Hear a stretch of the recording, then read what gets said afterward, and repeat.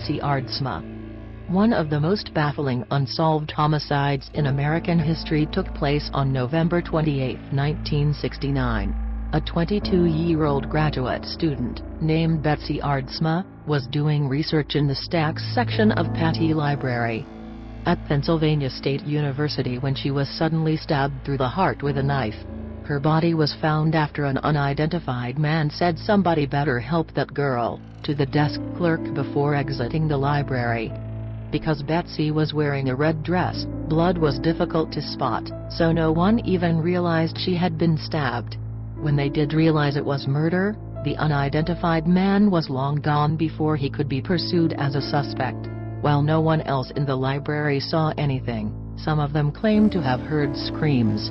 Betsy's murder was completely puzzling, since she was not known to have any enemies. An assistant professor, named Richard Hefner, is considered one possible suspect, as he reportedly dated Betsy for a short time before her death, and would face scandalous accusations of molesting young boys later on in his life. However, he died in 2002, and has never been placed in the library at the time of the murder. For over 40 years, authorities have pursued thousands of leads, and it's even rumored that Betsy Aardsma's ghost haunts Patty Library. However, her killer and their motive are still unknown.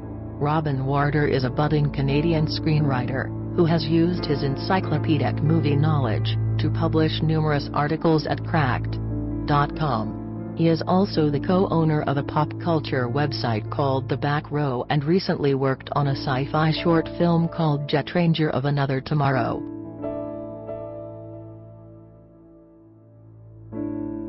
Joshua Gimond. Joshua Gimond was a 20-year-old junior at St. John's University in Collegeville, Minnesota. Sometime between 11 p.m. and midnight on November 9, 2002, Joshua left a party at the Metencourt dormitory to go to the bathroom. Joshua's friends assumed that he simply decided to return to his apartment, but when they discovered he never went back there, he was reported missing the next day. Joshua's car, glasses and personal belongings were left behind, and he was underdressed for the cold winter weather that night. It was theorized that Joshua might have been intoxicated and accidentally stumbled into a body of water and drowned after leaving the party. However, his body has never been found.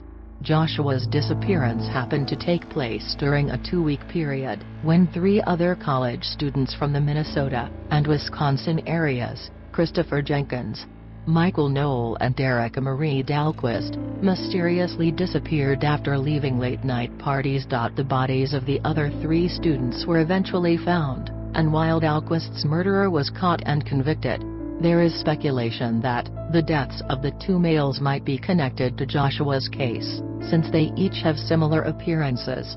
However, after more than 10 years, Joshua Gimond still remains a missing person.